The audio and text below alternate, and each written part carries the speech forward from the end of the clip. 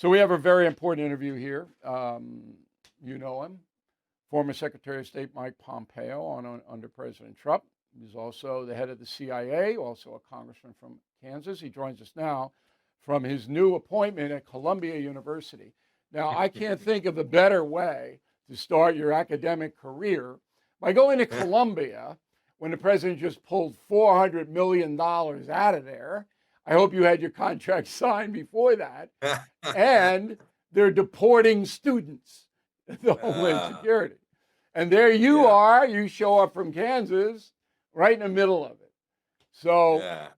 can you straighten the place out or what? Impeccable timing as always, Bill. And first of all, it's great to be back with you. Thank you. Look, it's interesting. I'm actually happy that I have this opportunity to go to Columbia. It's a place that has had all kinds of challenges. We've all seen them: violence, protests, anti-Semitism running rampant, a faculty that is left of center way too often.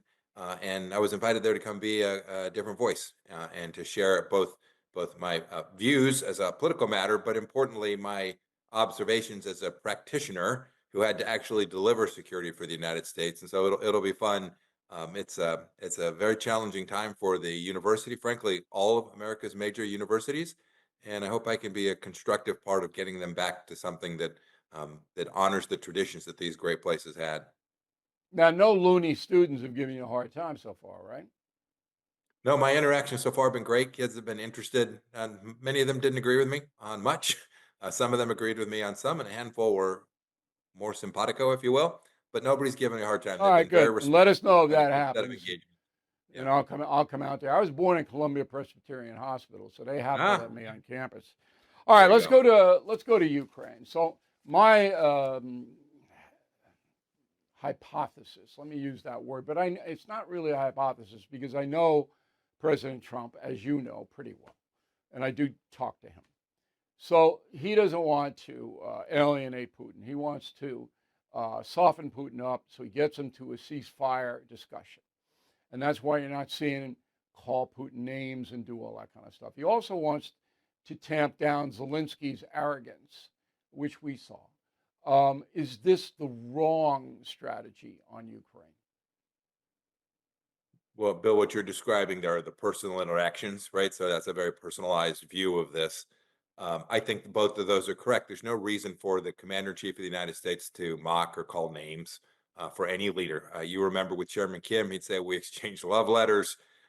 He talked about Xi Jinping in glowing terms from time to time. That was the personal.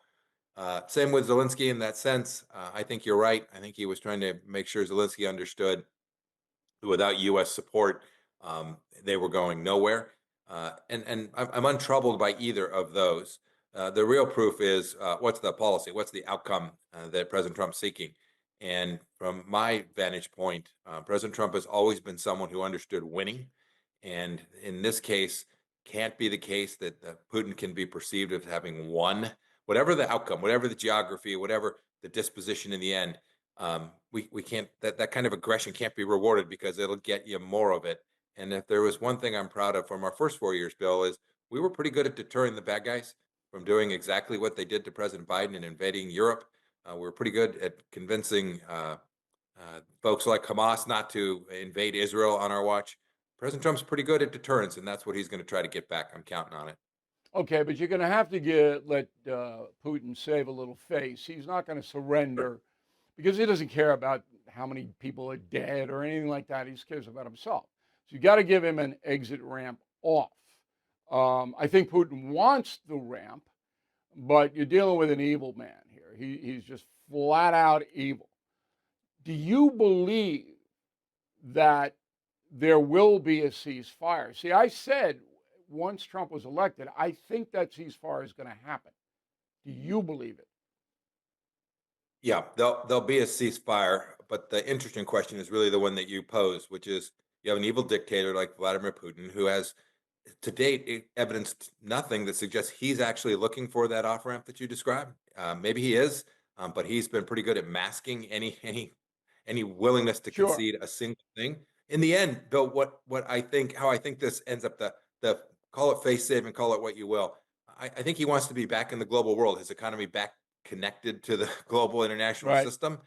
There's the solution is that you find a mechanism by which to permit Russian activity back in the economic system.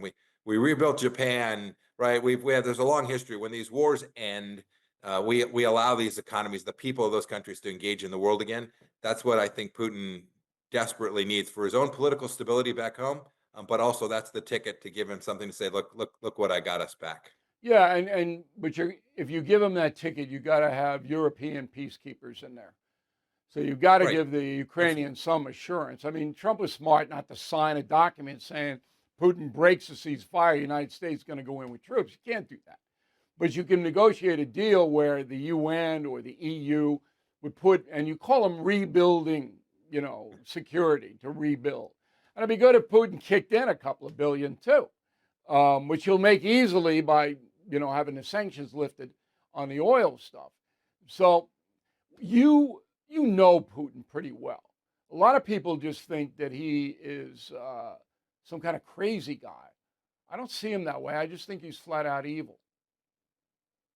Not crazy. And I've been criticized for saying he's actually pretty shrewd. And while he screwed this up, he thought he'd get to Kiev. He thought he'd get victory on the ground. Terrible strategic mistake, no doubt about it. He's not crazy. He is evil, and the rationality flows from that. I don't think there's any doubt that his intentions were even greater than that. In my judgment, he wasn't fearing NATO was going to attack him. For goodness sakes, that's just nutty. He was trying to begin the revisit of something greater for Russia, Yeah, just and like he Georgia and exactly Belarus. He was trying to duplicate that. that's it. And he Okay, didn't get it. This was a fail, he and now didn't he's got to get find it. a way to So solve now it. you got to give him a push out, but you can't hammer him between the eyes like the idiot Democrats are trying to do. You say to them, well, if you do that, you'll never get a ceasefire, and they have no answer. Let's go to China. So China slapped tariffs on the USA Today. That situation seems to be deteriorating. Is it? I think it is.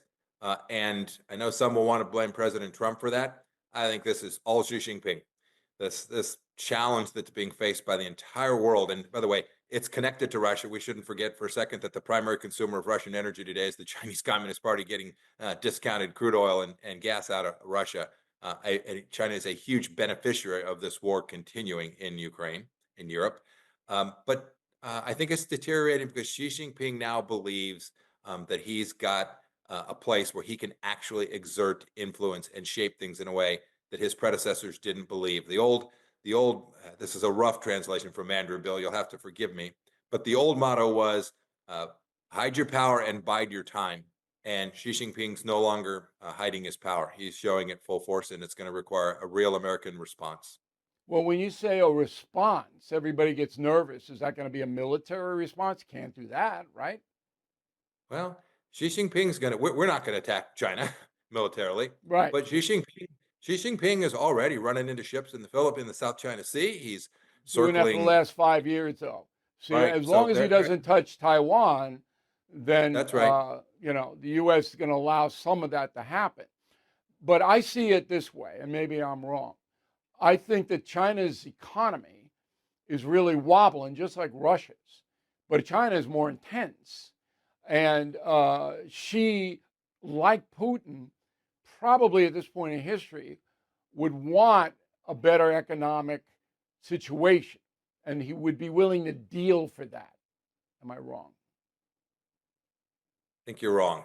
I think Xi Jinping has concluded that this is the moment. So you've heard some of our generals talk Right? about 2027, and I can't put a marker down as for time, but I think Xi is willing to sacrifice an awful lot of his economy to gain a global advantage, to get closer to the political hegemony that he seeks. It's going to be really hard. I agree. They've got huge long run demographic problems. Their real estate industry is way worse than anybody even knows, over levered.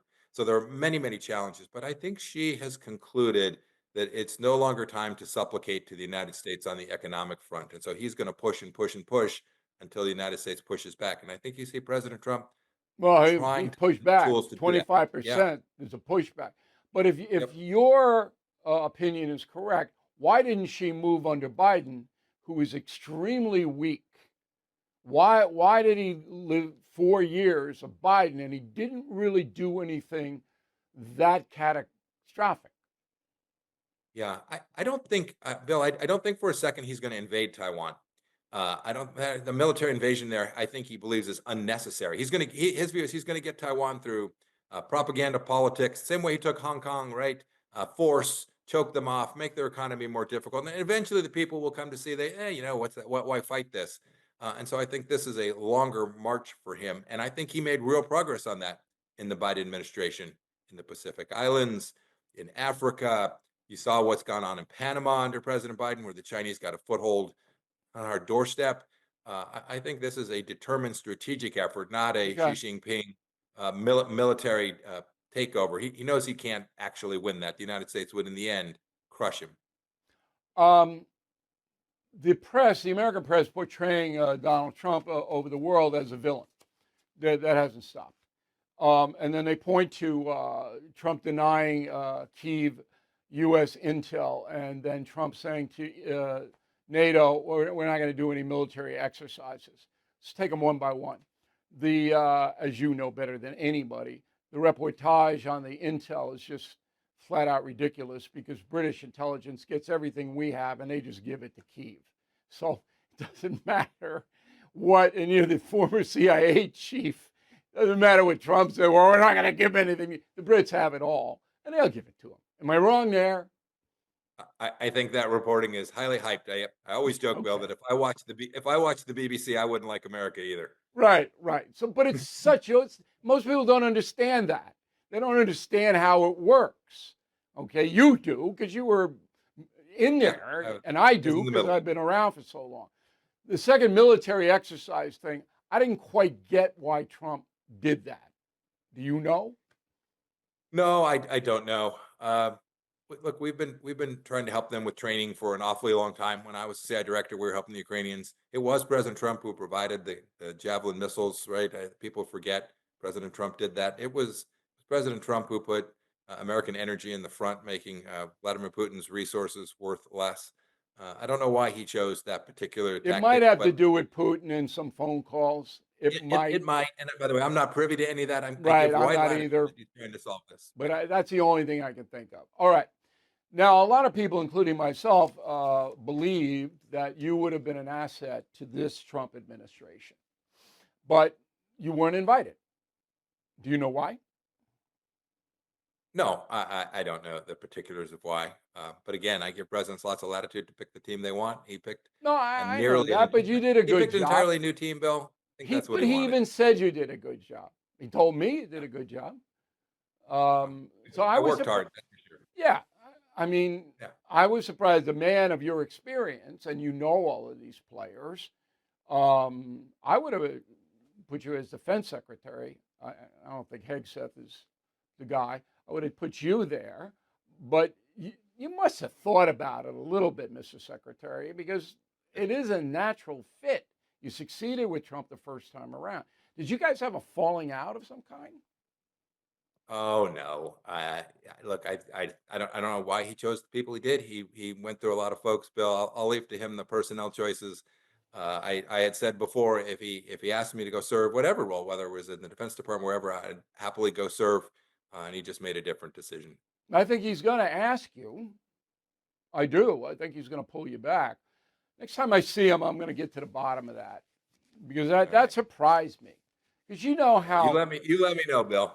oh, of course, I'll let everybody know. The president is unpredictable. I think that's an accurate word, right? Yeah, that's fair. Yeah. He goes by his gut.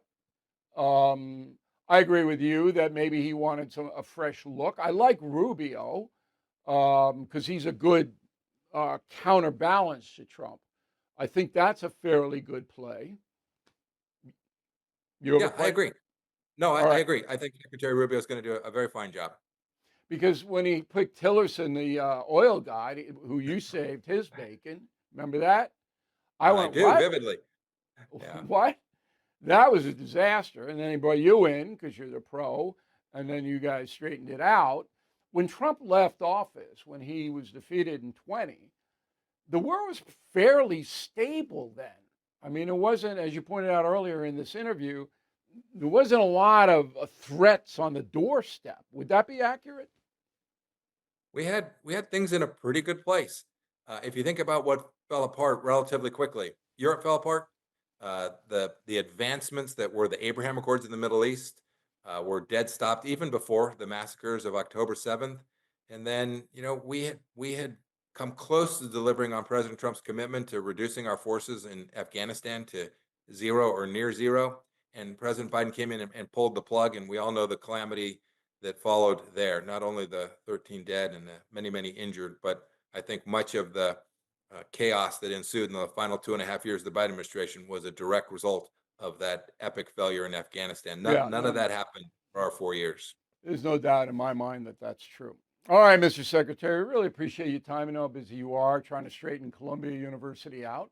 And if you need any help, I'm 20 miles away. I'll be happy to come I may over. take. It's going to be bigger than me, but I'll give it a go. Yeah, I mean, he'll be happy to see me, and it's all of that.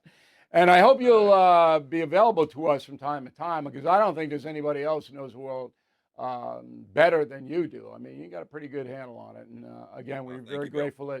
very grateful you're speaking with us today. Thank you. Thank you. Bless you, Bill. Have a good day. See you soon.